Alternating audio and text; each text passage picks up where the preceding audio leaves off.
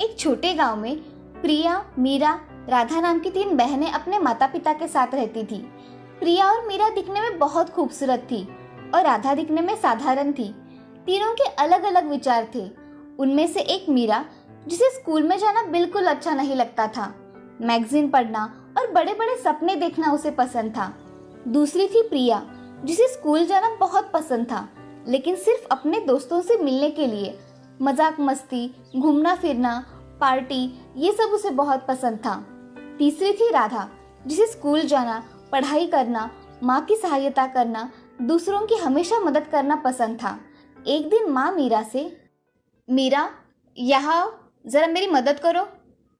नहीं माँ, तुम्हें तो पता है ना, मेरा जन्म छोटे मोटे काम करने के लिए नहीं हुआ है। और अभी तो मैं मैगजीन पढ़ रही हूँ। अरे कभी तो मदद कर दिया करो, आज नहीं तो कल शादी के बाद सबको काम करना ही पड़ता है। क्या शादी के बाद माँ? मैं तो ऐसे इंसान से शादी करूँगी जो बहुत ही ज़्यादा अमीर हो, जैसे कि मैगजीन में दिखाते हैं।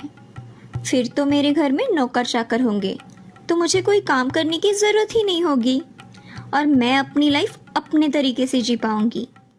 फिर भी बेटा, कभी कभी काम किया करो। माँ बस भी करो अभी। माँ, मेरे लिए आप बहुत अमीर लड़का चुनना, ताकि मुझे कोई काम ना करना पड़े। मीरा वहां से चली जाती है और शादी की बात सुनते ही प्रिया अपनी माँ के पास आकर, माँ, आप मेरे लिए ना बहुत ही हैंडसम, ऊंचा और जो मेरी हर ख्वाहिश पूरी करेगा ऐसा लड़का ढूंढना। हाँ, तुम्हें भी अच्छा लड़का ही ढूंढ लूंगी, लेकिन काम में हाथ मत लगाना। तुम दोनों की दोनों एक जैसे ही हो, न पढ़ाई में अव्वल और न काम में। तुम दोनों को तो सिर्फ मैगजीन, मूवी जाना इतना ही पता है। तभी माँ को गुस्सा आता देखकर प्रिया वहाँ से चली जाती है और राधा वहाँ पहुँचती है। माँ, क्या मैं आपकी कोई मदद कर दूँ? अरे नहीं बेटा, तुम बहुत थक चुकी होगी, तुम आराम करो। तुम अपने बहनों जैसी थोड़ी ना हो, जो दिन भर मजाक मस्ती, सोना उठना, मन चाहा करना। तू तो हमेशा कुछ ना कुछ करती रहती है। अभी अभी तो आई है, थोड़ी देर बात कर लेना। माँ, मैं इतना काम पूरा कर लेती हूँ और फिर आराम कर लूँगी। राधा और माँ अपना काम पूरा कर अपने अपने कमरे में चले जाते हैं। कुछ दिनों बाद उनके पिताजी की हार्ट अटैक से मौत हो जाती है। अब तीनों बहनें अनाथ हो चुकी थी। वो बहुत परेशानियों से गुजर रही थी। कुछ दिनों बाद एक बूढ़ी माँ उनके यहाँ आती है और उन सबको उनके मनपसंद लड़कों से मिलवाती है। मीरा और प्रिया को बहुत अच्छा घर मिलता है और राधा को एक बहुत ही गरीब इंसान मिलता है। राधा ये सब देखकर बूढ़ी माँ से, मेरे नसीब में ऐसा क्यों है माँ? राधा, तुम्हें बहुत जल्द ही पता चलेगा कि तुम्हारे नसीब में ये क्यों है।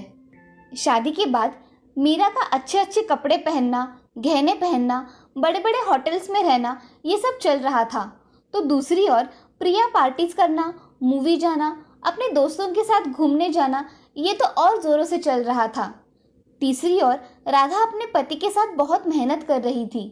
2-3 साल बाद मीरा रोते हुए प्रिया को फोन लगाती है और उसे मदद मांगने लगती है। प्रिया देखो ना, मुझे लगता था कि पैसा ही सब कुछ होता है, लेकिन आज हमारे घर पुलिस आई थी। मेरे पति ने बैंक में बहुत बड़ा फ्रॉड किया है और इसीलिए पुलिस ने हमारी सारी प्रॉपर्टी जब्त कर ली। दीदी, मैं खुद आपको फ़ोन करने वाली थी। आज तक मुझे भी लगता था हैंडसम पति हो और मूवी देखना, पार्टीज करना मतलब ज़िंदगी की सारी खुशियाँ बटोरना है, लेकिन ये सिर्फ शान और शौकत की चीज़ है। मेरा पति मुझे 1 महीने पहले ही छोड़कर दूसरी लड़की के पास चला गया है। 1 महीने से मैं बहुत ही ज़्यादा टेंशन में हूँ, लेकिन मुझे समझ नहीं आ रहा था कि मैं क्या करूँ। फोन पर बातें करते वक्त उन्हें अपनी माँ की बातें याद आती है, क्योंकि उनकी माँ उन्हें हमेशा बताती थी कि जिंदगी में कुछ ना कुछ काम करो। अब दोनों बहनें मिलकर राधा के पास जाने का फैसला करती है।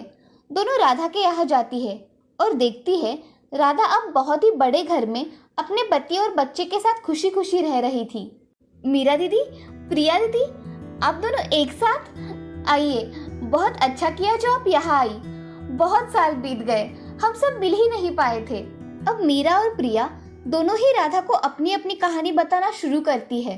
राधा सब सुन लेती है और राधा अपनी बहनों से, दीदी जो हुआ सो हुआ, अब आप लोग माँ के बताए हुए रास्ते पर चलने की कोशिश कीजिए, मेहनत कीजिए, काम कीजिए और अपनी जिंदगी बदलने की कोशिश कीजिए।